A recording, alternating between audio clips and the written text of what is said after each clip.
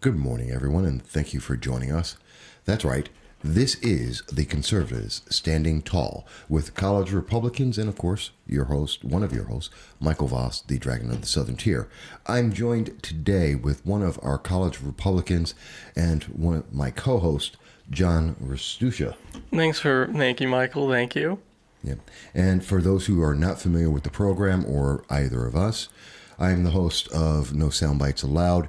John Restuccia is the former president of the College Republicans at Binghamton University and Membership director for Young Americans for Liberty, which relates to our guest today. that's true. That's very true. John has a bunch of titles. He used to be one of my interns, and he is an outstanding representative of every organization he's ever been with. I have to tell you, the man works hard. He makes me feel like I'm just not doing enough. I'm a couple of years younger. I think that's the thing. A couple, as in a couple of decades. That's fair, Michael. That's fair. Yeah, I'm old. What can I say? And that's okay, because it's always important to hear other voices. That's what Conservatives Standing Tall is about. We are focused on college students and the issues of young Americans, but also, just every so often for a little flavor, we also have an older American's view, which never hurts, I like to think. A boomer, yes. That that's just annoying. I don't even know what that. I won't even get into it. I recently, within the last 2 weeks, learned what that means. It's just whatever. But rather than hear us continue to just banter on and on, because we do this all day, you're here to hear our guest. And our guest is actually a really exceptional young man who's at my former alma mater for college, and that is Matthew Castaneda. You prefer to go by Matt, is that correct? Yeah, Matt's fine. Okay. And Matt, I'm glad to speak with you today. We're both happy to have you on. I know that John's very excited. Matt's been a friend of mine for probably since YaleCon 2018. Was it last year's YaleCon? Which one was in Philly? It was the YaleCon in Philly. I met Matt Castaneda. So, Yeah. yep, that was the one. Yep. Where we met Yeah, Dave yeah. Rubin and Thomas Massey. Yep. Yeah, that was definitely a great time, So thank you guys was. for having me on. But yeah, the Alcon Philly was definitely a great time. I actually had the privilege to introduce Dave Rubin at Philly. I remember, So that was a really yes. fun time. Yes, I Yeah. do. You Yeah, I was lucky still a man. New Jersey State chair at the time, so that was definitely an exciting opportunity for me. So, I mean, Matt, why don't you tell us a little about yourself to the audience and the people listening? Yeah, of course. So, like they were saying, but like as just was aforementioned, I work with Young Americans for Liberty. I'm the Northeast Deputy Regional Director for the organization, and was recently also a New Jersey State Chair. I do a lot of traveling. I commute to a lot of college campuses all across the northeastern region, so New Jersey, New York, any state like all of New England, pretty much. Although most of my work is in New Jersey, New York, and Connecticut. So I visit a lot of college campuses. I scout and recruit for conservative, libertarian-minded students to join the organization. I also help a lot of developing and existing chapters, like at Binghamton with John. I help them recruit people. I help them, grow the chapter, help them set up events, make sure everything is doing well. And of course, advancing the ideas of liberty on college campuses. Because, of course, as we all know, college campuses are basically liberal leftist cesspools. Yes, So yes. this is a way for us to, try to combat that, a way for us to, at the very least, promote more intellectual, political diversity on campus. Because one of the things that I find the most disgusting, I'd say, is that all of campus administration, or at least most of the campus administration, they all follow one set of political viewpoints, and many of them are not even willing to discuss, at least in a objective way, other political viewpoints, whether it's conservatism or even libertarianism, or even more moderate in, or any form of politics that's anything to the right of Marxism. So Right, that's right. that's pretty much what we have to deal with As John knows all too well on his campus. I So think every college student knows too well about that, but yeah. Matt, why don't you tell a little bit about YAL as a whole? I mean, some of our audience might not know what YAL is. Obviously, I'm a member. It's a big part of your life. Like you said, you work for YAL. So why don't you tell us a little about YAL as a whole? It's a little different than your typical conservative group, I would say. Yeah, actually, in fact, it's definitely quite different in a lot of our issues. So, while we are a nonpartisan organization, we are more like conservative to libertarian. So we're a huge blend. We're a huge network of conservative, constitutionalist, libertarian activists. Anyone that considers themselves in those realms. So, of course, while with any other conservative organization, we are supportive, of course, lower taxes. We are in support of free markets and also, protecting constitutional rights such as free speech, Second Right, Amendment. right. But also with our libertarian bona fides, we also believe that the war on drugs is a major issue. We also believe that mass interventionism in, with our current foreign policy is a major issue. Corporate welfare is another issue to us, and along with the fact that government tries to legislate morality in all kinds of ways and tries to impose a Michael Bloomberg-esque nanny state. So those are a lot of our issues, pretty much. Well, you're talking about a lot of things that I find particularly of interest. Let me Right. let me ask you a couple things here. So, and by the way, you go to Rutgers. Many years ago, I went to Rutgers. At although I was at the New Brunswick campus. I think you're at a different campus. Is that right? Yeah, the newer campus. That's right. And even so, we both went to New Jersey State College, very good school on the undergraduate level. Very bad administration when I was there. I don't know. Still is. Still is. Yeah. I hadn't heard anything improving about that. The old saying was the "RU screw," and Yeah. probably still is a saying. Yeah. But one of the big things, and obviously we're going to want to talk about impeachment. That's just happened. We won't want Yeah. to speak about that. But let me start off with free speech. Yes. Massive issue, especially here at Conservative Standing Tall. We've talked a lot about what happened at Binghamton University. My school, yep. Mobs of 200 versus 3. People shouting down speakers, stopping people from being able to be heard. Yeah, sounds very tolerant of them, right? Yeah, it's the left, right? Yeah, always tolerant.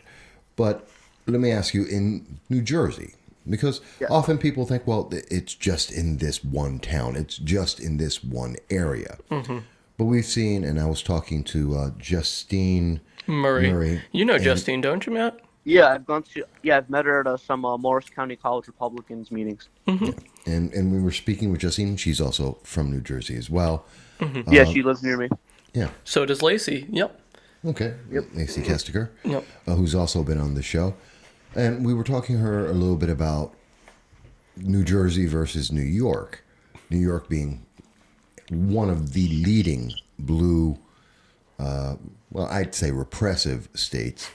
Let me ask you, how is there, in your experience, is it different from New Jersey to when you get into New York? Are students more left-leaning? Are they less left-leaning? What's your experience about that? I mean, based on my current experiences, I haven't seen much of a difference. Both very left. So of course, the debate at this point is like who's even more left. But like I said, I haven't seen too much of a difference. Maybe in New York, like there's more rural areas, so there's probably like bigger conservative pockets. But I think that's just because the mere difference in size of population compared to the two states.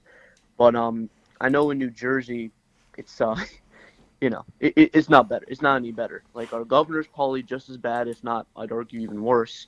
So we're basically just a microcosm of New York, essentially. Yeah. So how's the free speech? Like at Rutgers University now, when I went there, which would be back in the late 80s, so a long time ago, when I was going to school there, free speech it wasn't even really a thought. It was understood. You had Right. free speech. You could use it. If you went too far, there would be consequences, but no one tried to stop you from saying anything.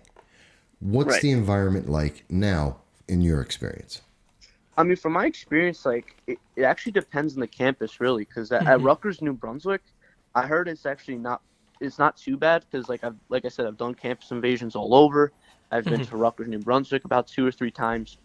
The free speech experience I got there was actually pretty decent. Like, I was all the people that at the chapter that I worked with, when we work together, Hmm. we reach out to a lot of students in different parts of campus, especially considering New Brunswick's a massive campus. So I guess maybe I don't know, unless it was just a matter of them not being able to enforce any free speech regulations, but I haven't seen it there. But at Rutgers Newark, however, I've done, which is my home campus. I've tried to do like campus invasions. I've tried to do Hmm. free speech events and all that. Over my time in Young Americans for Liberty. But I'd always get stopped by campus security saying like, "Hey, do you have a permit or that specialized piece of paper?" So apparently like that's more important than my right to free speech. And even getting recognized as a club in Rutgers Newark is a pain. Like having to get a, an, a staff advisor, like whether it's a Hmm. professor or someone Hmm. that works in Rutgers staff. But unfortunately, Rutgers Newark, you're considered an evil person if you're anywhere to the right of Marxism.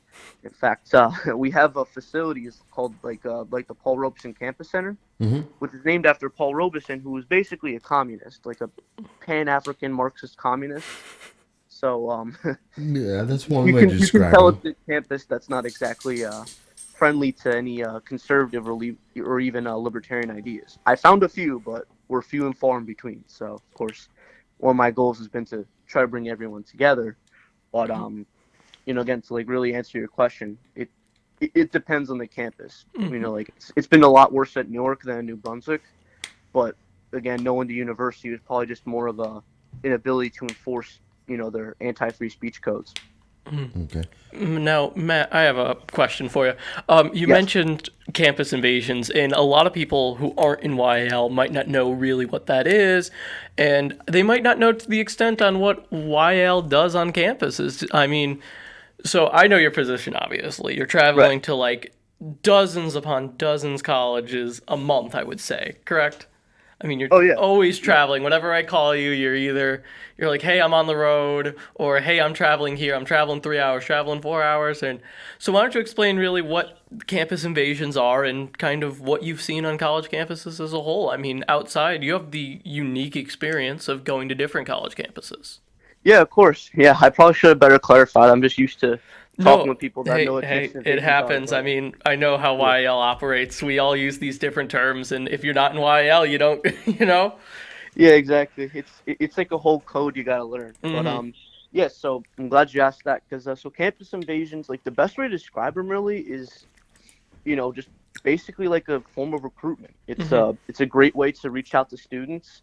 One of the best parts about it is typically you have to like go through like campus administration, everything, get permission. We don't do that here. We don't Hmm. do any of that. So like we drive to a campus, like whatever campus we want, we'll set up whenever we want, whether it's tabling, whether it's free speech balls, whether it's helping out, spread a message, Hmm. whether it's a protest, on behalf of the Second Amendment. So campus invasions are basically a lot of the tabling and other activism events or other events that college Republicans or Turning Point would do, Hmm. but we don't get permission. We don't go by the rules, and we do that on purpose in anticipation of getting a free speech trigger. Hmm. Because, like I was saying before, there's a lot of anti-free speech codes that a lot of colleges and universities have. Hmm. They say in the name of safety or whatever, or like whoever then at that point anyone can just come to campus whenever they want, which if it's a public university, I mean, well, Yeah. yeah, that's the That point of the First yes, that Amendment. is But a public university. It's in the yeah, name. exactly. So as you may notice, of course, not only are we pro free speech, but we're pro free speech to the point where in national staff we have our own designated free speech director. Like John's talked with him, all of JP Young Kirby. Yep. Americans for Liberty leadership has talked with him in order to help do this, because there's a process to it. It's pretty simple and straightforward.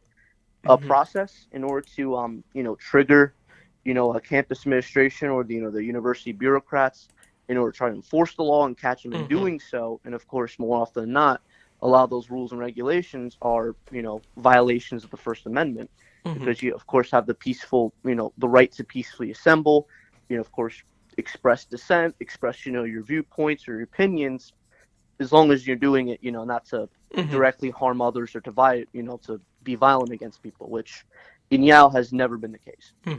And YL's been pretty successful with that, haven't they? With overturning campus free speech codes and everything like that. Several campuses all across the country. I know in particular, in California, they've been doing a lot of, free speech events. Isaac Edikauskis over in he's regional director for the West Coast region. He's well known within the organization for doing that. Like, that's his specialty.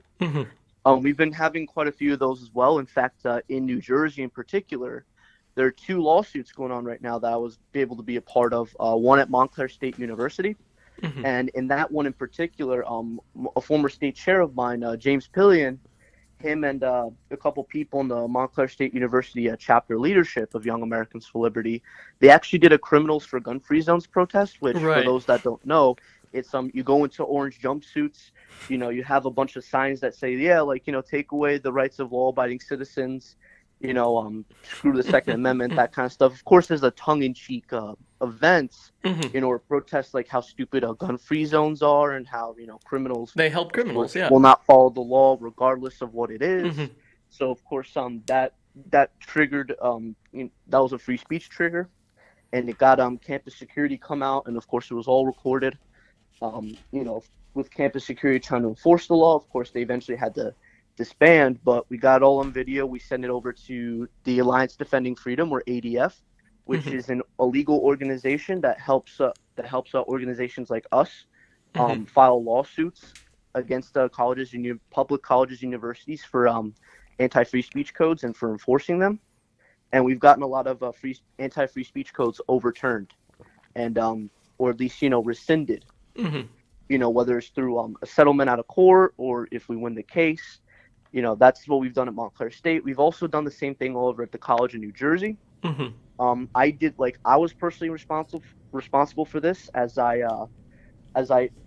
all I literally did, I kid you not, I just held a paper sign that said gun control was racist, and it got a lot of people upset. That I can tell you. But here's the funny part. Yeah. I'm not a fan of identity politics, but as a son of Colombian immigrants, I use that little bit of leverage to my advantage, so people can't just be like, "Oh, you're white privileged. Oh, you're a white guy. You shouldn't have an opinion." Well, you're not white, yeah. Exactly. Like, I'm Hispanic. I'm a minority, so nice try. But some people still try to use the excuse, which is kind of like I think a form of low-key racism, because I remember there was these 2 other minority women that came up to me, and they were just like, "Aren't you a white guy?" And I'm like I was saying, I'm a son of immigrants. I'm Hispanic. And she was like, "Well, you could still pass off as white." And I'm like, "What? I don't see the point, but okay." Like, she barely bothered to even discuss like why gun control is racist. Like, she eventually asked why, but no, I knew for a fact she was one of those people where, like, whatever I say, she wasn't going to agree with. Right. Well, they're looking for something. They're looking for something to attack. I mean, why else address someone's race rather than the issue? Because you can't discuss the issue, you have no argument. Yeah, exactly. And it turned out to be ultimately successful in terms of what I wanted to do, because eventually, I believe it was maybe half an hour to an hour after that interaction, a couple people personally from campus administration or from student life, they personally approached me saying, like, "Hey, did you get a permit to do this? You understand that you're not in the free speech zone?" And I'm like, "The what?" There's like a free speech zone, and they point to like this grass area that was like, I kid you not, maybe like 20 feet away from me. Like, so visually speaking, in terms of reaching out to students, it wouldn't really make much of a difference.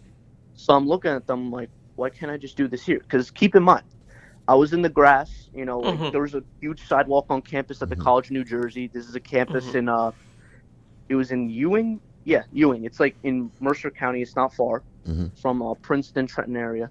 Right. I was just like, but this is a public campus. Like, I thought, it's taxpayer funded, so I thought I'd be able to have the right you have free speech? Right. I didn't know the First Amendment why classified is my First into Amendment a zone. rights confined to like a specific zone? It just didn't make sense. And they're like, "Oh, but we do this for like safety and all that," which I'm thinking BS. But I'm just like, all right, like, fine. I'll move over to your special square space, even though it doesn't really make much of a difference. So of course, I got all that in recording as well. I got the person's name Mm-hmm. and all that, and now there's a we're trying to do something with that with the ADF as well, the Alliance Here's Defending Freedom. here's my thing about that. Now, Yeah. did you have on your campus when you were going through that? First of all, there is no such thing as a free speech zone. Mm-hmm. And I stumble over that because the words just don't want to come out of my mouth because it's dumb. We're in America. It is. The The nation. real free speech zone is all of America. Yeah, it's the whole nation. I mean, quite honestly, Exactly. that's why we have the First Amendment. So, by given that is a fact, and that someone is trying to limit someone to be able to be in there, so by default, if that is a free speech zone, then the college is not a free speech college. It is an authoritative, by definition. The rest of the college must be authoritative. It must be limiting. It must be trying to control thought because thought is an expression of, speech is an expression of thought. So it's trying to control the way people think. That should trouble everyone that a organization, an institution of higher learning is purposefully trying to control the thought or otherwise program or otherwise propaganda of students who are then going to go out into the world with this programmed mindset. I mean, that's the worst kind of mind control. But let me ask you this. Yes. Have you had the experience of like 200 progressives or other progressives, leftists, democratic socialists, whatever they want to list themselves as, that have purposefully desired to harass you, and in particular, like 200 to 1, 200 to 2, have you had a mob come after you because speaking your mind was offensive? I mean, in my particular case, thankfully, no. I mean, I have been, gone after by people on the left, but not to the degree at what happened at Binghamton. I mean, that one, trust me, like John could tell you, like when he first talked to me about this, when he first called me about this, like I almost thought he was kidding. Yeah. Like I knew leftists were bad, but I was just like 200 plus. I'm like, okay, that almost sounds like an exaggeration. And then I see the video, and I'm just like, what? No, you should see all the video. All those people band together, like that's no fluke. Like no, that was all coordinated. That was all just to target, 3 people they happen to disagree with. Well, we know let's just talk efficiency. Like if you need 200 plus people to go after 3 people, you're not running a very efficient program. No, it was purposive. They were there. They knew what they were doing. Yeah. Well, no, there's been evidence reported by the Binghamton Review. Yes. Actually found evidence that this was a planned, organized, intended harassment. It was meant to shut down free speech. And that's one of the things I always wonder about is, are we seeing, besides free speech zones, which are an intention to shut down free speech, are you seeing in New Jersey, in the New Jersey 11th and other districts, are you seeing administrations and members of government actively trying to shut down free speech? Yeah, I mean, in New Jersey as a whole, like, there's a lot, like, they don't say that they would do that. Obviously, like, they wouldn't openly say, yeah, we're here to express free speech, but they do it through through subtle ways, through low-key ways, where, they impose, like, these free speech zones, they do, like, all these permits. It's almost like with gun control, like, not to get off topic, but long story short, they don't say, oh, we're here to take all your guns, unless you're Beto O'Rourke, but, like, they say, like, oh, you need permits, oh, you need, like, specified codes, you need a waiting period before you can buy a gun, like with free speech zones, you have to let us know 48 hours in advance. So they do it all, like, in these little nanny state-esque ways to try to, control free speech, so they can not only, make life more difficult for you to actually practice your First Amendment rights, but to also, how do I put it? But also so they can better keep track and better control what free speech, what forms of free speech they like. So they're so sometimes it gets kind of obvious that they are much more selective in favor of a lot of the free speech and rhetoric that they would politically favor. So of course, let me put it this way: at Rutgers Newark, Hmm. the only types of political clubs out there, other than perhaps Yale, which is not even recognized by the university, at least on that campus, there's college Democrats. There's no college Republicans. There's a college Democratic there's a college Socialists. There's I believe there's like a black student union, which is typically a very Pan-African Marxist, very far left, and like a teacher students union or something like that that always protests like every 5 minutes. So Yeah, it's like the workers' student union type deal where I've heard about this at George Washington. A lot of the times, the unions will get college students to do the protesting for them and everything. yeah, exactly, and they're protesting all the time. Like Hmm. I could guarantee you, Young Americans for Liberty or college Republicans, they wouldn't be able to get the time that they did. Hmm. Now, And they Matt. would like take over like the entire campus center with their protest, and professors would be promoting it, a bunch of faculty and staff would be promoting it.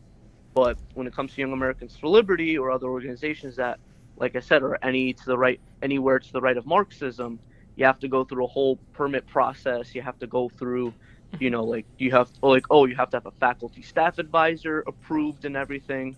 Like they have to sign off on it. They have to be at every single event that you guys do, which it puts a lot of burden on the professors. And I tried to get a professor that I knew very well that was very pro free market, pretty Hmm. conservative. He was my intro to supply chain professor. I tried to get him to do it, but he said he couldn't on the basis that he said it would affect his reputation and that he didn't really have the time for it because he's a Rutgers Business School professor. Hmm. He doesn't really have time to have to deal with a college leftists who are yelling and screaming at him and don't have the anywhere close to the intellectual capabilities that he does. He's a very smart guy, so I totally understood when he said no. Like I probably would have said the same, unfortunately, which goes to show how intolerant other viewpoints are to a lot of people on college campuses. I want to. I don't I know if you have probably another question I before I wanted to go switch. back to something he said, and Go ahead. I think it's the same thing you did. You said the professors were actively encouraging students to go protest. I mean, Yeah, they that. were handing out. Yeah, like in fact, I have this one personal story where last semester I had a class called after I switched out of topics in American Studies for one day because I found out that class was a whole leftist sham. I ended up having to take to fulfill an arts requirement. This class called I believe it was topics and moral and social issues, that kind of Mhm, stuff. mhm, Which I'll give the professor credit for opening dialogue to a much better degree than I expected, but all Marxist pretty much. Like he mhm, said a lot of things that obviously openly promoted Marxism. He didn't like a lot of our right wing talking points or conservative talking points. He openly promoted a lot of this stuff. He'd be like, "Oh yeah, there's gonna be like a protest on climate change on this date. There's gonna be a protest on raising pay for TAs or student faculty on this day. So come out in support of us and everything." Like he wouldn't like force us to go, of course, otherwise that'd be an even worse issue. Thankfully, mhm, he didn't do that, but he would openly promote it like he was an ambassador for them. In mm, fact, I believe he did directly work with one of those student unions. So, I mean, hey, freedom of association, do what you want. But, the fact that he was really right. pushing like one point over another instead of, trying to promote Mhm, intellectual political diversity, I found that very telling. And, it was very mhm, difficult for me to enjoy class all that much, especially whenever we talk about controversial topics, such as gun control. And like he literally said, like, "Oh yeah, guys, please make sure you don't use arguments such as, guns don't kill people, people kill people, or that the only way to stop a bad guy with a gun is a good guy with a gun." And I openly said, "I'm like, but that's true though." yeah, what's And wrong then with I'm those like, arguments? Yeah. then I told him, I'm like, so if you're gonna use those, so if we can't use those points, then we shouldn't use other points saying like, "Oh yeah, like no one needs an AR-15." No, If we're gonna go by with your logic, just to make it fair. Like I told him that straight up, and he kind of rolled his eyes, and we continue with the class. of course they don't. Very often, professors don't like having to actually teach or be challenged, even Mhm, though they're in an environment that's supposed to be about mhm, challenging people and having them think. Exactly. Yeah, and one more thing to go into that professor. He Sure. actually I remember after this one topic regarding healthcare and free markets or whatever, because he found that capitalism was oppressive and all this kind of stuff. I'm rolling And my eyes. and I got him mad when I kept refuting a lot of his points. Like he even yelled a curse word in the class. He's like F, like just yelled in the middle of class. Really? And yeah, so yeah, kid you not. And then like during it was a long like 3 hour class, so there was like a 10-15 minute intermission in between. He called me up like during that intermission, and he basically told me that, oh yeah, using economics for a lot of your talking points is a crap argument. And I'm like, I What? looked at him funny. Why I'm like, not? what? What? Exactly. Like he literally told me like, yeah, economics, like all the stuff about like all the principles you're talking about, it's a crap argument. Like you don't see people in Europe talking about that. You don't see people in other countries talking about that. But you see that they have more access to healthcare in those countries and everything. And at that point, I just didn't want to argue with him because I knew for a fact like he's way too off the deep end to even So he be wants to discussing go, with this he kind of believes stuff. in feelings. He wants you to be arguing about feelings because that's what he likes Pretty rather than much facts. like topics that he cares about. Because obviously he basically told me straight up that he doesn't care about economics. So I literally just nodded. I'm just like, all right. But in A my mind, I'm socialist just like, doesn't care yeah, about you're an economics. idiot. I gotta go back to. I would love to just go to school to debate with some of these professors with Yeah, like like facts and some of the real world. But yeah, like if you were hoping that things would get better at Rutgers, it hasn't. That's to be that's blunt with you. It really sad. hasn't. Really sad. Yeah, it's a shame, but yeah. Let me ask you this, because Yes. obviously it's one of the biggest issues that's in the news right now. Everyone's talking about it. We're going to be talking about it for the next year. Mm-hmm. Is obviously impeachment has happened. The House has Oh, God. impeached President Trump. And the first thing I have to say about that is amazingly, shockingly, for at least some people in the country, President Trump is still president.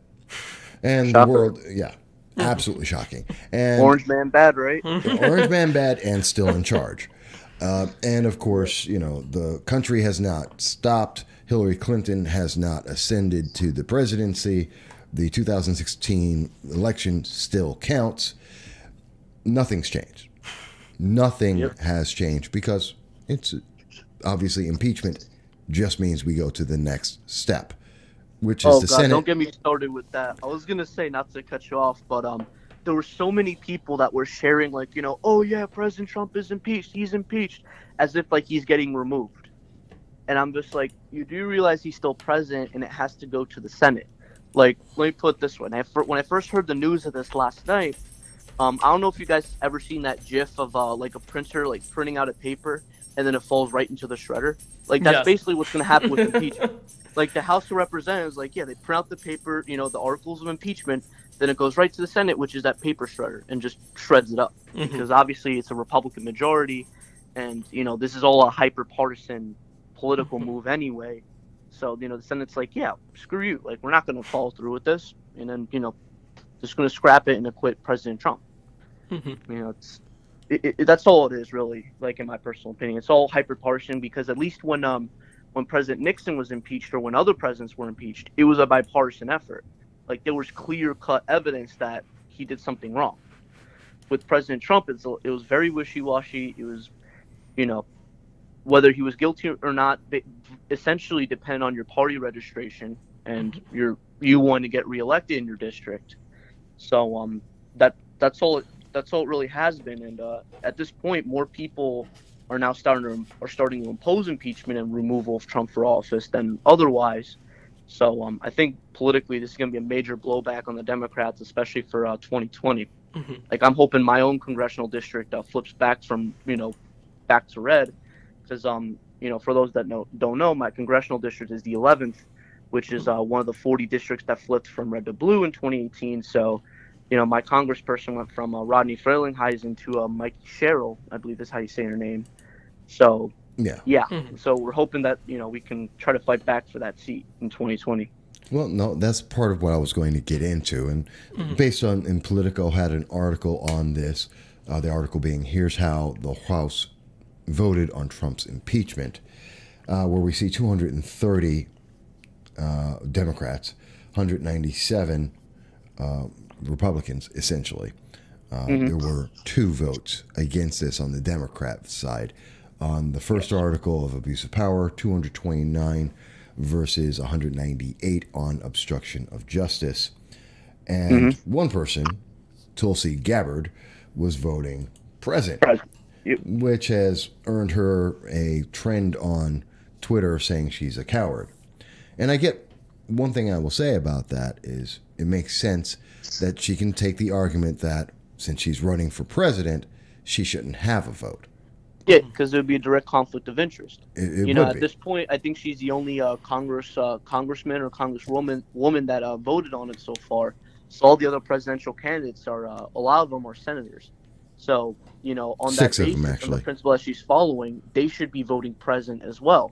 Because if they vote on the articles of impeachment, or if they vote to impeach President Trump, they know that would benefit them politically as well. So that's also a direct conflict of interest. Well, it makes it very interesting considering there's 6 votes that shouldn't exist in the Senate because of the direct conflict there. And that means that it's 94 votes, and that makes it that much harder for Democrats. It should. They're not going to agree with that. Yeah, but they need a 2/3 majority in the Senate to remove the president. You know, if the left really wants to get what they want, but obviously not only is that not the case, but Republicans have a majority in the Senate. So even if it was a simple majority, they'd have a very hard time, you know, trying to even accomplish that, let alone 2/3. well, So this is all going to be a nothing burger at the end of the day for President Trump. Like, all they're basically doing is sealing his chances for re-election. oh, absolutely. But I'm wondering, what are you hearing on campus? I mean, as this is going into the Senate, and we've seen the Washington Post has an article, which Senate members support impeaching Trump.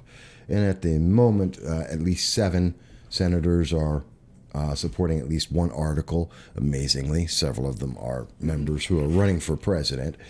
56 have said nothing, and 37 are opposed. None of the opposed are people who are actually running for president. Right. So the real question comes down to, when we're looking at this, what are you hearing from other students? Do they care about this? A lot of the nation doesn't, but I mean, that's the thing. Like, unfortunately, like, I haven't really had a chance to talk with any college students about it, or at least not outside of Yale, because it's a finals week for me currently. But I will say this: there's a lot of let's just say there's a lot of uninformed opinions out there, because, like what I was saying before, a lot of the people that are around my age, or you know, are also claim to be student activists. Because I like to be politically tolerant on Facebook. I have some friends that are left leaning. I can guarantee you, like, a lot of them have no idea what they're talking about when it comes to impeachment. Like, it's basic civics. Like, impeachment, like, the way I put it to people is, it's nothing more than, like, a formal way of Congress saying, you did something bad. You know? Like, that's pretty much it. And we're going to take it to the Senate to try to remove you. Like, that's pretty much all it is. And, of course, you know, with, like I said, with the Senate being Republican majority and everything, it's not going to happen. So, you know, I could almost guarantee you many college students would, like, you know, support, you know, or have protests that would call on President Trump's removal from office, and try to hopelessly hope that they could get some senators, or try to push some of their senators to get other senators and get the votes needed to try to remove him from office. But it's not going to happen. Simple as that. okay. Let me ask you something that I think is really important. Yes. Because we've heard this here in New York. And I've spoken. John and I, and the rest of the staff here at the Conservative Standing Tall at various colleges. We keep hearing something over and over again. Conservative students, Republican, Libertarian, conservative students, are all coming out, and they're saying privately, they feel like they're the only ones on a campus, that they are isolated, that they are ostracized if they come out, that they don't feel like they can voice themselves, and that they're just isolated there. That's really the biggest thing. And one of the reasons why we do this is you guys aren't alone. I mean, you've been on national news. You go out across to the various campuses across New Jersey and other locations. You go to some of the major events. You're speaking. Do you hear from in New Jersey other students saying the same thing that we're hearing in New York State, that students feel like they're alone and don't realize, no, that you're not. We're all out here. They're Yeah. just trying to not let you be heard. Yeah. I mean, absolutely. Like, not only is that true, I felt that way too. Because because originally I used to go to college out of state in Indiana for engineering, but once I got more involved in political activism, I eventually came back to New Jersey for college. Um, so when I came back, I definitely felt like I wasn't welcomed. That at least not my political views would be welcomed, because of course, like I said, anything to the right of what they like, you're a bad person, you're a racist, you're a token minority. If you don't agree with with the views that they think you should have as a minority and all things of that nature. um but thankfully I had social media still, and I was friends with a lot of the college Republican people. I was friends with a lot of Turning Point USA people Mm-hmm. when I was part of that organization. Young Americans for Liberty people, which because I wanted to really get involved, and I felt that being politically ostracized and everything, I didn't want to feel that way again. So of course, not to just make it all about my organization or anything, but that's Mm-hmm. how I think the state chair at the time, Lachlan Mursky for New Jersey, he found me on social media. He reached out to me, got me to be a member and everything. And sooner or later, I talked with the regional director of the organization, Justin Maloney at the time. Awesome guy, really Now inspirational to president, me. yeah. Um, yeah, I talked with him, got me involved. I tried to figure out ways to get more involved, and that's how I eventually, got to where I am currently. So one of the things I really love to do the most, personally, is to try to reach out to a lot of these students that feel ostracized, that feel, politically isolated, because, like when I talk with a lot of people and I try to recruit a lot of students to join the organization, a lot of the objections, or a lot of the holdbacks that I get is that, oh, what if this hurts me, my reputation on campuses and all that? Like, I don't want this to affect my academics or affect my grades. I mean, the fact that's even a concern, is pretty alarming. But Yes. Mm-hmm. but I tell them, like, look, I've been in the same position as you, and what I tell them at the end of the day is that we're all one large family. We're all one large network. Like, if you're a Mm-hmm. conservative Trump supporter, if you're a libertarian, or constitutionalist, what have you, we're here for you. We want you to speak out. You have the right to speak out wherever you want, as long as you're not directly harming other people. If you're doing this, just to promote your viewpoints in order, to show other people like other forms of political viewpoints, like, we will fight for you every step of the way. And that's something that I want to try to, that's a message I try to spread to all student activists, especially those right of center. Mm-hmm. Is like what was just mentioned. A lot of them feel ostracized, and I'm really trying to bring them together and make them feel empowered to express out their viewpoints on college campuses, or in any environment where it's politically hostile to those kind of viewpoints. Okay. And again, we're speaking with Matt Castaneda. Castaneda, and who is with the Young Americans for Liberty, or YAL. And I want to ask, so what's the best encouragement, or what would be the advice you might give Matt? I mean, your views have gotten you onto national TV on Fox News. We have an image of that on here as you were talking about Hispanic voters, talking 2020. Yes. We've obviously John Mastusha and many of the other students at Binghamton University are ongoing in a battle with progressives who are continuing to say, even with this school newspaper at Binghamton University reminded us, they're looking to continue in 2020 to suppress any voice that isn't their own. So, Right. given that challenge, what do you say to other students out there who may be a freshman? You're a senior. Yeah. John is a Junior. junior. Yeah. So, to those who are younger than you, who are just in, and they don't know where to look. They don't know how to get onto Fox News. They don't know how to get onto the school newspaper. What's your advice to these guys? Band together with people that have your viewpoints. Use social media to your advantage. Like, that's what I try to do when I reach out to new students, when I talk Mm-hmm. to new students. Because one of the ways I've tried to reach out to people is through surveys, through subtle ways that I can find out like what your viewpoints are, while not disclosing it to the rest of the student body. Because of course, there's always that high risk of them, being targeted and all that. But that's what I always tell them is, back to what I was saying with students that feel politically ostracized or isolated. I tell, like I say, I tell them try to find people that have your similar viewpoints. Of course, some people could, downplay that and say like, oh, that sounds like a, virtue signaling group or whatever. It almost sounds cultist. But at the same time, at this point, unfortunately, those are going to be the only types of people that tolerate your viewpoints. Those are the only types of people that will band together with you to protect you and defend your rights and to, defend your right to speak out. So, and of course, like as the old saying goes, strength in numbers. That's the strategy at this point, is to get everyone banded together, to get everyone who feels politically ostracized work together to empower themselves and to actually build a coalition that can fight back against, regressive, leftists on campus or regressive left-wing campus administrations that want to try to suppress any other political viewpoints or any political talking points through nanny state-esque, rules and regulations that almost make it a burden to, exercise our free speech rights or our constitutional rights as a whole. So that's what I would tell them. And I know, personally speaking from experience, you reached out to me. It was either you or Justin Jackson from California. I mean, one day, this is how I joined YAL. I get a message in my Facebook inbox saying, hey, I'm from YAL. Here's who we are. Here's what we do. And I know what initially drew me to YAL, as opposed to, and we'll talk about this a little bit, you talked about 2020. It's kind of going back to that.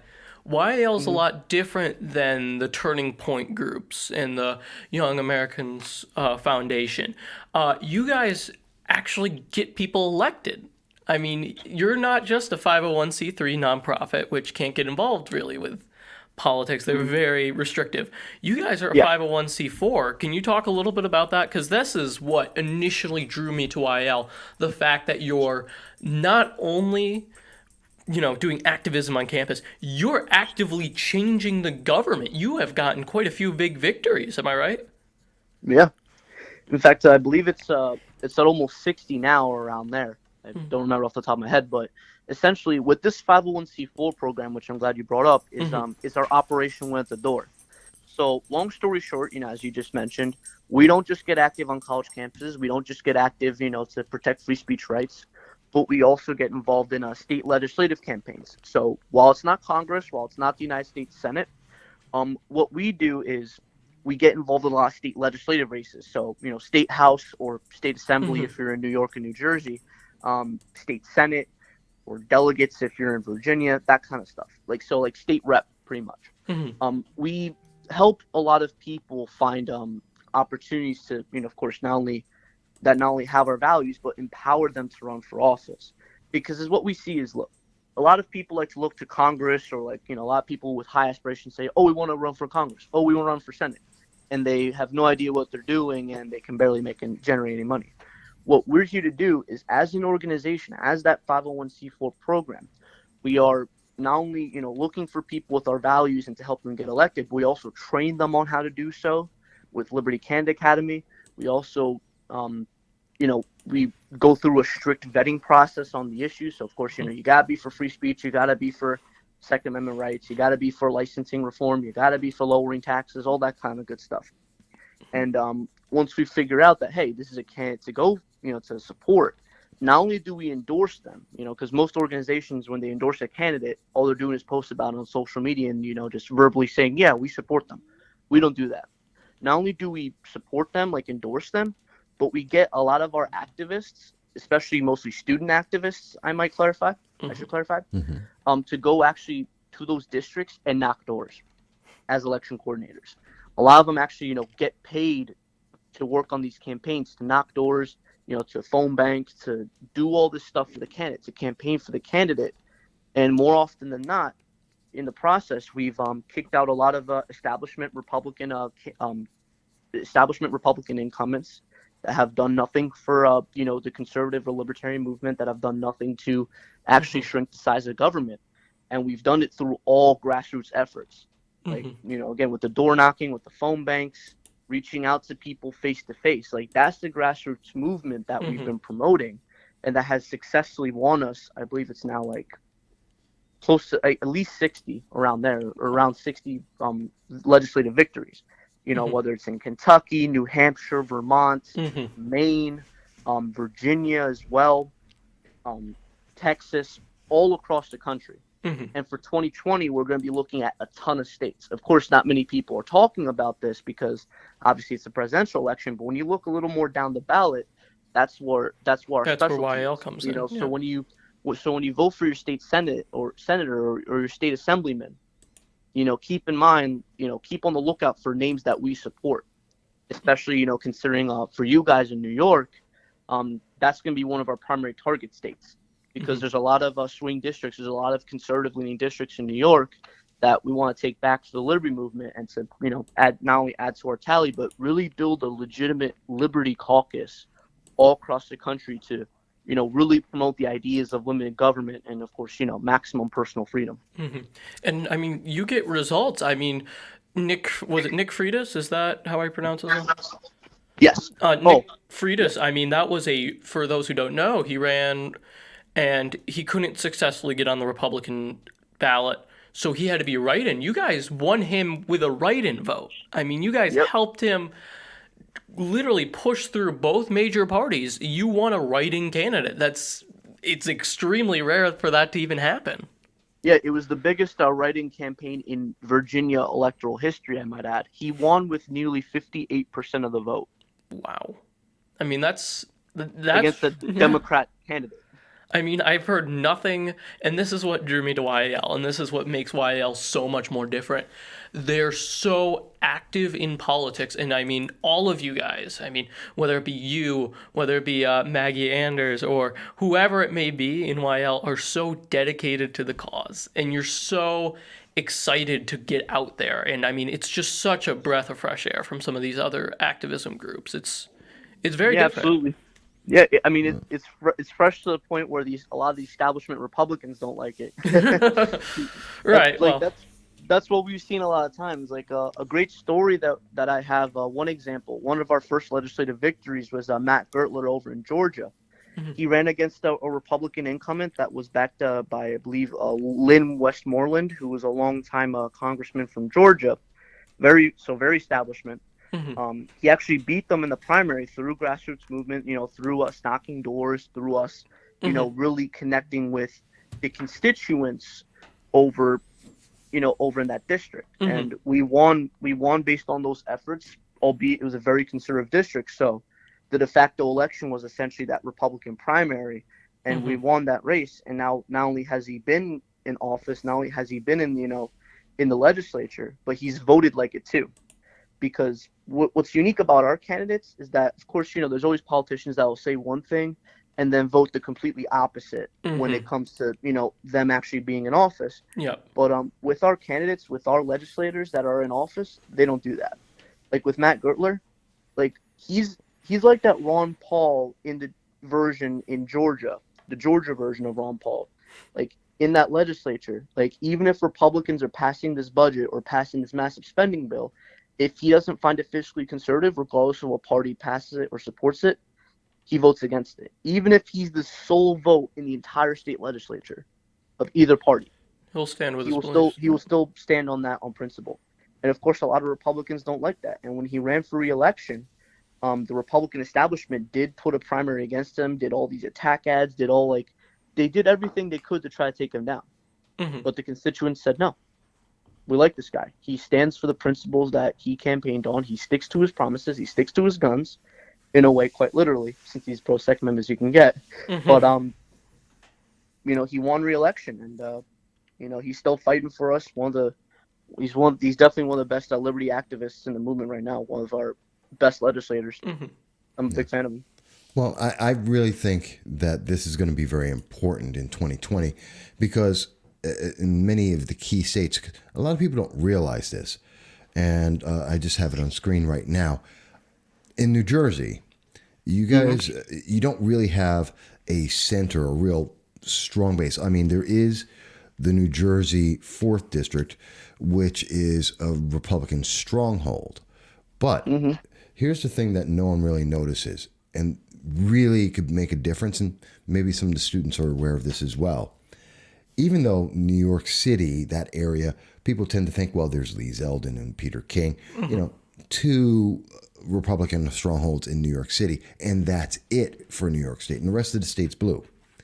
In fact, if you're looking at central New York, which we happen to be in the New York 22nd, there's the New York. There is the New York 19th.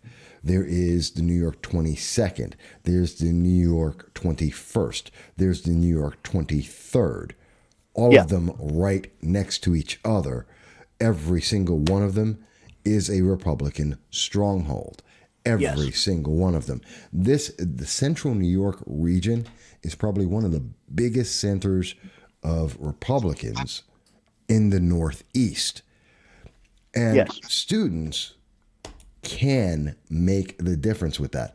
I mean, yes, we've run into politicians before, like Councilman Conrad Taylor, Assemblywoman Donna Lopardo, County Executive Jason Garnar, Representative Anthony Brindisi. This is just in New York 22nd District. All Democrats, not one of them would stand up for the freedom of speech at Binghamton University. Not one of them would comment on it, except for, let me stand corrected, Councilman Conrad Taylor, who actually was part of the mob and was actually supporting mob activities, 200 versus 3. And we need to stand up to that. And so your organization, Young Americans for Liberty, I know what it is. Okay, yes, I know. You know what? Young Americans for Liberty people get really excited about the organization. I mean, so I get very excited just talking about it. And I'm excited to see you guys in 2020. You guys can make a difference, not just in New York State, but also in New Jersey, like you're saying in the races, local races as well. I'm looking forward to this. I mean, you've really made a big difference. Let me ask you something completely different. Yes. You're Hispanic. I'm Hispanic. A lot of people don't realize it, but I'm Hispanic too. Yeah. We both go to Rutgers. We've lived in New Jersey. Let me ask you. Yes. How do other Hispanics, other minorities react when they hear you're a conservative, you're a Republican? I mean, a lot of it depends on the people, because, I mean, I'll be honest with you, like, with the lifestyle I've grown up with the life I've been living, I mean, I have, of course, still strong connections to my roots, but I haven't really talked with too many of them about my views. I mean, in terms of, like, so most of the Hispanics and Latinos that I hear from are from, family or close family friends. So, of course, it's been pretty positive. But I know there's been some people, of course, that would, assume or believe and have even said to me that, oh, you're Hispanic, you're a minority. How could you be, voting Republican? How could you be, with the party of Trump and everything? Like, they would assume that I should have a, certain political agenda or political viewpoints because of my heritage, which, in a lot of ways is kind of racist, actually. But I was going to say. Yes. Yeah. And I would just tell them, like, look, I look up on the issues, I look at a lot of these issues at face value, and I see what what solution I think is best. And when I first did that back in 2016, I noticed, hey, I'm not what many Hispanics would perceive themselves to be or feel that they should be. See, and I disagree with that. Because in my experience, in speaking with Hispanics across the nation, we tend to have culturally, whether you're from Puerto Rico or Guatemala, you're from Spain, or you're from Colombia. Oh, I thought you meant me for a second. Oh, well, no, I was just going through different examples. But throughout all the Hispanic or Spanish culture, we all tend to be very conservative. We're very much family-based. Right. That's our ideology. We lean towards, if not the conservative party, then definitely the Republican Party in our ideology and our lifestyles. And yet, I don't know how many times I run into a younger student who says, well, I don't want to talk about it, or, well, of course, I have to be a Democrat. It's like, since when? Yeah. Since when did saying, okay, I'm Hispanic, suddenly eliminate our ability to say, and I have a thought? Yeah, exactly. I mean, that's kind of what I was going to get at as well, so I don't really see what the disagreement is there because, Mm-hmm. a lot of it ties into that. So, of course, with my family, like with most other Hispanic families, we're Catholics, we're very strong about culture. We prioritize family. We prioritize, hard work and merit above everything else, like you were saying. Everything that would, consider yourself a conservative, but because a lot of the propaganda, because a lot of the talking points, even by Univision and a lot of other Spanish channels, they pitch this certain narrative. They pitch, like this whole form of a propaganda and scare tactics to force Hispanics to believe that, yeah, we may have these views, as Ronald Reagan would always say, that Hispanics are conservatives or Republicans. They just don't know it yet. Oh, But but unfortunately, with all the propaganda you see and with all the major Hispanic figures, saying like, oh, you have to vote Democrat, you have to vote for, the people that we like. It forces people into that window, and they're left with no choice but to support Democrats when deep down they know this is not the party that represents me. I'm not buying what they're selling. Mm-hmm. yeah. So like we need to reach out to a lot of those people because that's one of been my complaints about a lot of the people in the conservative and libertarian movements is I don't think we're doing enough to reach out to those people. Like even if we just talk with them, even if we just allow them to express their actual viewpoints or their actual beliefs, a lot more Hispanics would not be voting Democrat. That I could tell you for a fact. No, I agree with you. I know we've had a very long Yeah, so I was about to conversation. say. We went over on time, but I love that It's because fun. it's Yeah. just so interesting to hear what you have to say and the viewpoints, and listening to more about the Young Americans for Liberty and what you guys are doing in that organization, and reaching out to the other conservatives, the other Republicans, the other libertarians that are on these campuses and are being oppressed, quite literally. So I love being able to hear more from you. Yep. Thank you. I appreciate that. But let me ask you, we've covered a bunch of things. We talked a little bit about the impeachment. We Yes. talked about 2020 to an extent, what Yal is doing, and the efforts that you Win guys at are the putting door, forward, winning at the door. Mm-hmm. Plus about yourself. Is there something though that we have missed? Is there something that you said to yourself, I'm going to be on this program. We're going to reach students across the country, internationally. There's something I got to tell everyone. They got to hear this. Is there anything we missed? Um, I mean, I don't really know anything in particular. I mean, at this point, I just want to reach out to as many people as I can and tell them to get active. To not only, you know, express the beliefs that you have, express your support for free speech, express your support for, fighting for the Constitution and for limited government, but don't just argue with people on Facebook. Don't just, debate with people. That's going to take up a lot of your time. Like actually get active, like whether it's to knock doors or to even volunteer to phone bank, or to help spread word of the campaign. Like get active out there. Like not only express your beliefs, but do something about it. Like actually work to protect and defend those. And That's that's Matt, all. sorry to cut you off, but No, it's fine. I'm a little disappointed because if there's one thing I had to say, it's how do you join YAL?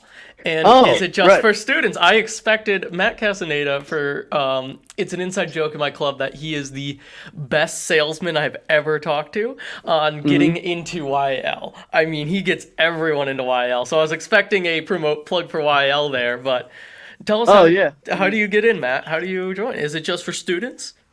I mean, no, it's yeah. I'm sorry. It's the morning. I probably should have mentioned more into that, but but one, but yeah, with Young Americans for Liberty, while it is mostly a student-run organization, in terms of chapters, but we also have been starting up a lot of community-based chapters. So like, how Republicans and Democrats, they have like their own county chapters. With YAL, we're trying to follow a similar model, at least in my region. Like we've been starting up a few in New Jersey. I know the idea has been talked up in New York. We've been starting a New York City chapter as well. So there's a lot of opportunities for people to get active, as to what I was saying before. And of course, through YAL is, my opinion, one of the best ways to do it. Bias aside, but it's there's opportunities for everyone to get involved. Whether, if you want to help defend the Second Amendment, where, especially if you want to actually get active in campaigns and start your political career, and to help us get a lot of win some legislative victories. Joining YAL is one of the best ways to do that. Of course, for those listening and haven't been a part of the organization before, www.yaliberty.org. That's our website. To join, I would say, especially, which I highly recommend, is the same website, www.yaliberty.org/join.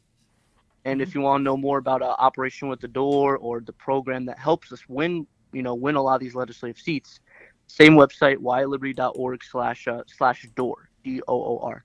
Well, I do know that you're going to be having events. I'm looking at you're also on Facebook under the Young Americans for Liberty, where you're mentioning your upcoming events for those who are in the Philadelphia area or will be. On January 11th, there is a Liberty Candidate Academy in Pennsylvania on the 11th as well. Both of those starting at 8:30. On January 18th in Ohio, the Ohio Liberty Candidate Academy. And of course, we are also doing a quick shot of the website itself with Operation Win at the Door. So people will be able to check that out, and then go there directly from Facebook, as we just have. So with that said, what I'm going to do is I want to thank you again. You have an open door. You're always welcome to come in. People are always welcome to give us a call at 607-242-1582 when we're not doing a recorded show. Or even if you do, just send a text. And you're always welcome to join in to conversations as we're talking about them, especially in 2020, on all the issues that are affecting not just New York, but New Jersey and the rest of the nation, and students, young adults, everybody. Yeah, thank you. I appreciate it. Thank you, Matt. Yeah, thank you so much. For one of our first guests, I had to reach out to Matt Castaneda to get the YAL promotion, and I think, like I said, you have a unique experience as a college student who's actively getting more involved than most of these other organizations. I always see you on Facebook where people can friend you if they want to talk to you more about YAL and some of the memberships they offer. Whether that be just the basic membership, $10 a year, that's all it is. It's literally less than pennies a day. Or if they want to get a higher membership or how to get involved, they can always follow you on Facebook. And I'm always seeing you go to different campuses, always seeing you roll around the free speech ball all over campus, running from administrators. That's why we had you on. I definitely want to talk to you a little, and Matt, I want to talk to you more about the red flag legislation and some of the Second Amendment issues, as well as the First Amendment, which I've spoken about many a time. I definitely want to talk with you more. But for this episode of Conservatives Standing Tall, folks, we've been with Matt Castaneda of the Young Americans for Liberty, in particular the New Jersey chapter. We thank him for being here. We are having a great conversation. We're going to be back soon, and we're going to have a lot more people. I think we can announce it, can we? Sure. We have not only Dr. Art Laffer will be joining us soon. We're also going to be speaking with Niger Enos. We're going to be speaking with Ben Garrison, the cartoonist. And Doug Smith, Assemblymember Doug Smith today. Assemblyman Doug Smith, that's Yes. right. See, I got to keep him on his toes here. But with that said, I want to thank you, Matt. I want you to have a great day. Good luck on your finals. Yeah, definitely. Oh, yeah. Thank you for having me. Absolutely. All right, folks. We'll talk to you again very soon. We look forward to it.